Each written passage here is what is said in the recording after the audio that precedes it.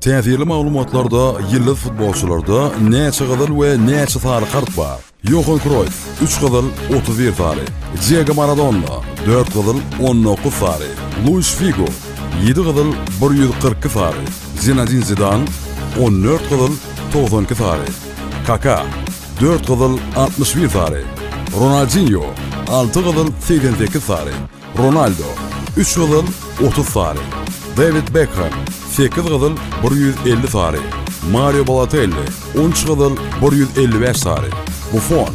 5 gyzyl 15 sary, Zlatan Ibrahimovic 16 gyzyl 127 sary, Dani Alves 12 gyzyl 216 sary, Sergio Ramos 29 gyzyl 259 sary, Luis Suarez 2 gyzyl 166 sary, Cristiano Ronaldo 11 gyzyl 125 sary, Lionel Messi 3 gyzyl 90 sary.